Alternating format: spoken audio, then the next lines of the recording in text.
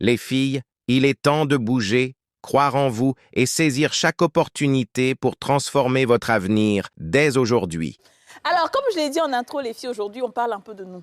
On se dévoile. C'est vrai qu'on reçoit souvent beaucoup de gens, mais ça fait longtemps quand même qu'on n'a pas parlé un peu de nos expériences. Et puis, on a beaucoup de personnes qui nous suivent, qui nous prennent pour modèle. Et ce serait bien souvent qu'ils entendent un peu le parcours, comment est-ce qu'on gère certaines situations, comment est-ce qu'on a pu échouer aussi dans nos vies, comment on s'est rattrapé et tout, d'accord? Donc, aujourd'hui, on ira sur un sans tabou, mais vraiment, les filles, dévoilez-vous, hein, n'hésitez pas. S'il y a des choses cachées, il faut dire, hein, montrez à tout le monde que vous êtes des humains normaux, normaux, comme tout le monde, OK? Allons sur les opportunités qu'on a pu saisir. Par exemple, sur le boulot. Comment vous avez votre premier boulot? Ben, je veux dire, le boulot, en fait, qui vous a... Vous êtes assis, vous avez dit, ouais, si, il n'a pas fait ça, il n'y a pas à avoir ça. Vous voyez ce que je veux dire? Comment vous avez saisi une opportunité d'emploi?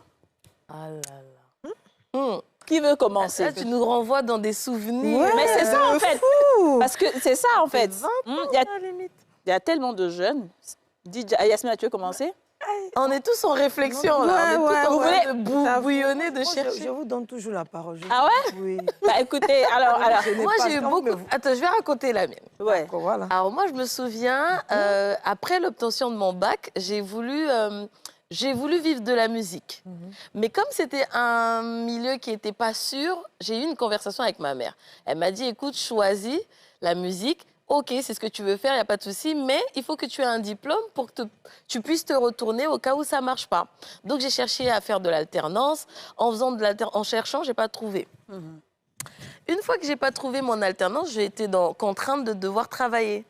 Donc là, je postule et la première offre d'emploi où on m'appelle, c'était pour l'ouverture d'un flagship. Alors, flagship, c'est le plus grand magasin d'une marque sur les Champs-Élysées. D'accord. S'il te plaît. Comment j'ai tremblé. Ah bon? Je me souviens, elle m'a appelé. Oui, bonjour, mademoiselle Kota. Oui, on a rendez-vous pour Tintintin. Je dis OK. Et moi, je voulais être responsable, directeur de point de vente, mais il fallait que je redémarre à zéro en tant que conseillère de vente. Et ça m'a beaucoup aidée d'ailleurs plus tard de commencer comme ça. Donc là, j'obtiens mon entretien et je rencontre la RH. Mais je tremblais. Alors, il faut savoir que moi, je ne suis pas le genre de personne qui a peur de tout ce qui est entretien. Enfin, entretien, oui, mais pas tout ce qui est, par exemple, le bac. Je n'ai pas tant tremblé que ça. Genre, j'avais révisé, j'étais en confiance, mais là, j'avais chaud. Et je me suis dit, peut-être qu'il y a d'autres critères en plus, vu que c'était un truc un peu plus prestigieux. Donc, finalement, je passe l'entretien, ça se passe bien. Ils me disent que je suis prise. Le premier jour, je crois que je suis arrivée 1 heure en avance. Forcé. J'avais chaud. J'avais peur. Je me souviens. Et j'avais tellement peur de mal faire que je me disais, bon, attends, il faut que j'arrive en avance. Je m'assois là, il faut que je mange, il faut que ceci, il faut que cela. Ah, c'est bien. Ah non, moi, j'ai tremblé. Ma première expérience, j'avais vraiment très, très peur. Et très vite, je me suis mise dans le bain parce que déjà, j'avais de très bons managers. Qui était à l'écoute. J'avais un directeur qui était investi, qui prenait vraiment le temps d'apprendre à connaître chacun de ses employés. Et c'était une femme qui avait beaucoup de caractère, je me souviens.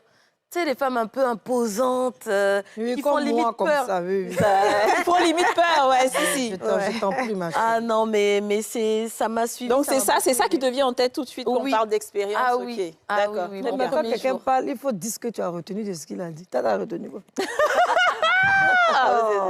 Quand elle est arrivée 1 heure à l'avance, le premier jour. Mais j'ai tremblé. Elle a tremblé. C'est un point important. Bien sûr. Très bien. Et toi, Lydia, tu t'en souviens? Alors, c'est pas la plus marquante. Je pense que mon premier emploi, c'est pas vraiment le plus marquant parce que j'ai fait un stage comme tout le monde après les études. Donc, c'est pas vraiment ça le plus marquant. Moi, ce qui m'a le plus marqué, c'est que c'est très bizarre, mais toutes les opportunités d'emploi que j'ai eues, je n'ai pas forcément cherché. Voilà, c'est vraiment venu à moi. Et je me rappelle d'une opportunité en particulier, c'est là où j'ai travaillé avec Laetitia Oncho. Je pense que c'était en 2017, dans ces eaux-là. Alors, j'étais blogueuse mode à l'époque, et puis il y a Kifak.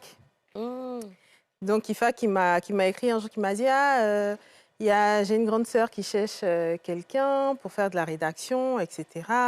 Voilà. Alors que j'étais vraiment dans un processus où là où j'étais, je voulais arrêter. Tu vois. Donc, j'ai dit, OK, j'arrive. On était, je crois, 4 ou 5 à faire l'entretien. Et c'était un entretien écrit.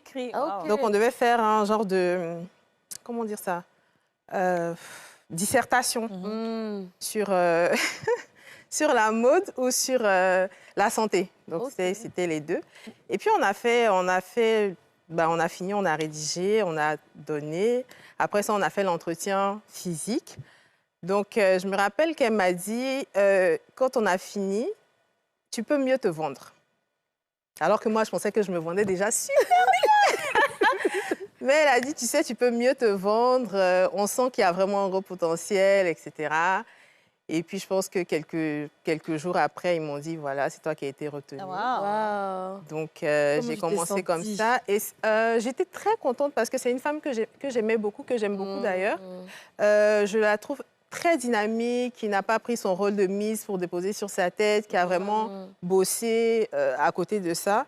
Et puis, travailler avec elle, c'est vraiment tout ce qui est ponctualité, rigueur, travail bien fait, vraiment dans les détails. En tout cas, si tu travailles avec elle, il faut t'attendre à ce que quand tu finis ton travail que tu envoies, tu vas faire aller-retour, aller-retour. Ça va te dire, ah non, ça, non. Mais ça, tu sais que tu peux mieux écrire, non. Non, faut pas si tu vas revenir. Wow. Donc, vraiment, c'est ça. Et tu apprends, oui, c'est vraiment une très bonne école. Tu apprends beaucoup. J'ai beaucoup appris à ses côtés, vraiment. Et voilà, je pense que j'ai jamais eu l'occasion de lui dire merci. Donc, Madame Traoré, merci beaucoup. C'est bien, tu as vu, hein, les opportunités pour comment se vendre. Ok. Et dit tout ça, moi, elle peut venir dire quoi là? Alors non, ça dépend, ça dépend.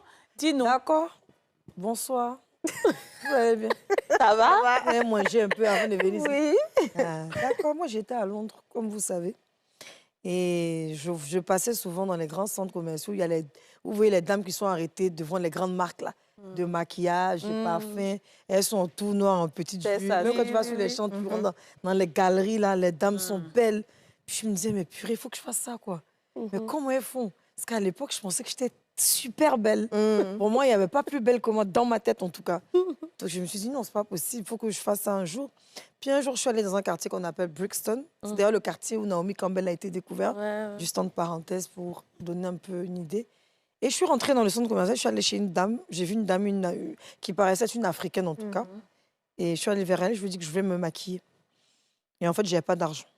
Je n'avais rien, donc je suis allée juste la voir.